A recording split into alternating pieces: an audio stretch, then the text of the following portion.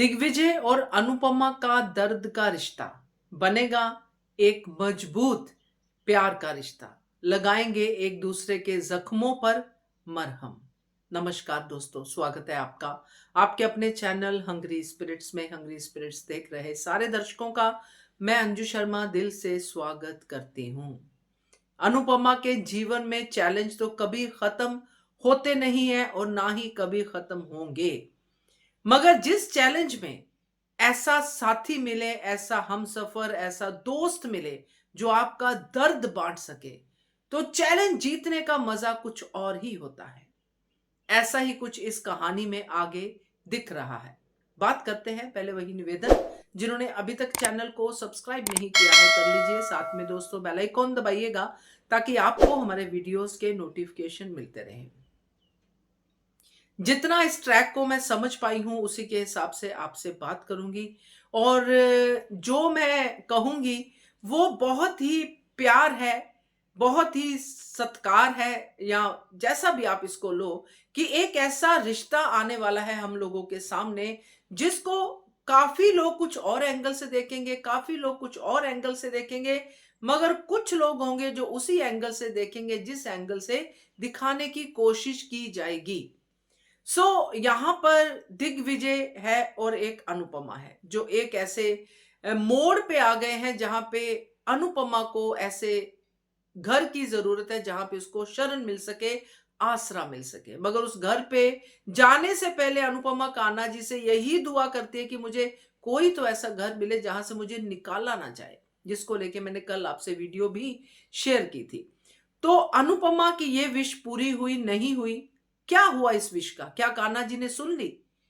Yes, ये आज की एपिसोड दिखा रही है कि कान्हा जी ने वो बात सुन ली है, क्योंकि अब एक ऐसी कन्वर्सेशन होने वाली है दिग्विजय और अनुपमा में जो धीरे धीरे तकरार से एक ऐसे रिश्ते की तरफ बढ़ेगी जो रिश्ता हर कोई चाहता होगा कि मेरी जिंदगी में होना चाहिए। दिग्विजय का दर्द क्या है, अनुपमा का दर्द क्या है? मैंने कल ही आपको बताया था कि ये प्रार्थना का दर्द, प्रार्थना का तुलसी का पौधा और दिग्विजय के अपनी बेटी के पौधे कुछ तो सिंबल है, कुछ तो ये दिखा रहे हैं कि आगे ये पौधे कैसे बढ़ने वाले हैं।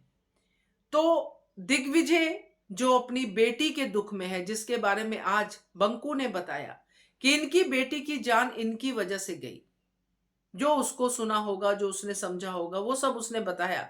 और अनुपमा ने सोचा, क्योंकि अनुपमा भी तो इसी गम में है कि उसकी बेटी यानी प्रार्थना की जान अनुपमा की वजह से गई।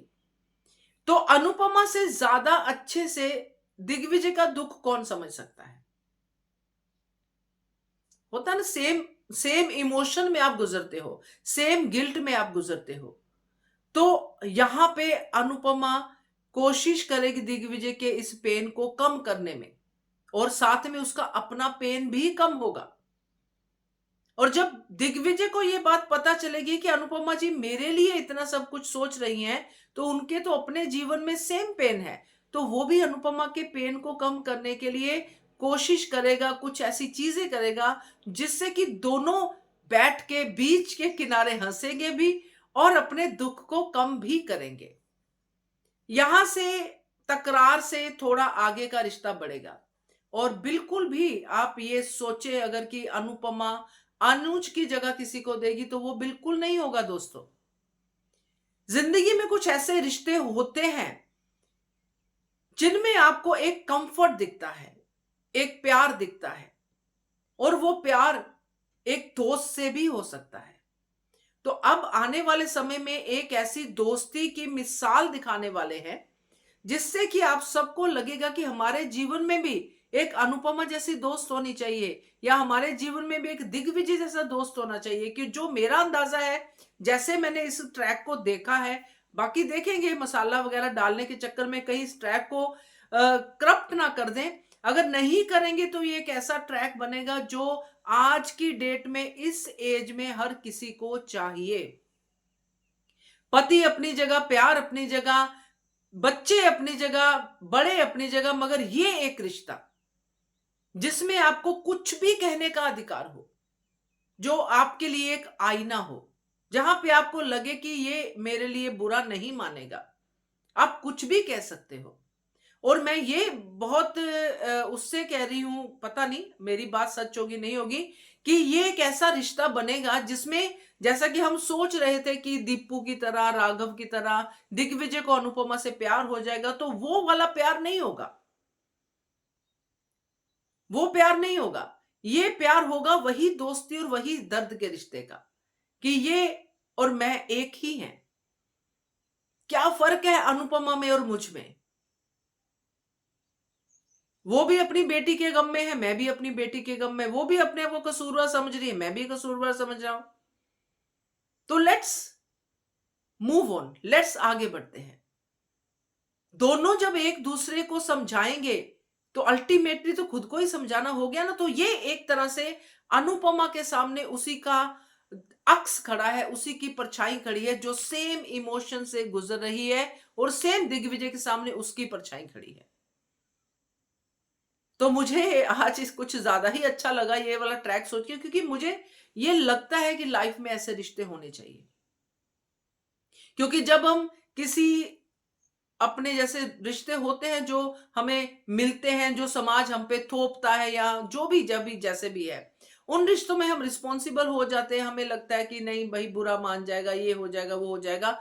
मगर अगर जिंदगी में कोई ऐसा रिश्ता मिले जो आपको पूरी तरह से अंडरस्टैंड करे, उस रिश्ते को कभी नाम देने की जरूरत नहीं पड़नी चाहिए। समाज से उस रिश्ते के लिए डरना नहीं चाहिए। वो रिश्ता ही है जो आपको हर एक ऐसे इमोशनल ट्रॉमा से निकालेगा जो आज की डेट में बहुत होते हैं। तो आजकल इन चीजों पे काम हो रहा है, चाहे वेब सीरीज देखो, चाहे सीरियल देखो, और अभी अनुपमा में भी वही शुरू हुआ है। तो I am more than happy. बाकी देखते हैं आगे ये जो पॉल शॉल है ये क्या मुसीबत खड़ी करते हैं, क्योंकि ये लोग तो इस रिश्ते को उसी आंख से देखेंगे कि ये तो अनुपमा का करैक्टर खराब है, या दिग्विजय को वो यूज कर रही है, या ऐसे, वो इसी आंख से देखेंगे। मगर आपकी आंख क्या देखेगी, उसमें बहुत कुछ डिपेंड करता है। तो बताइएगा, क्योंकि ये तो मेरा पॉइंट ऑफ व्यू है जो मैंने आज देखा, समझा और आपको बताया। सो बताइएगा। Keep watching hungry spirits channel. Thank you so much.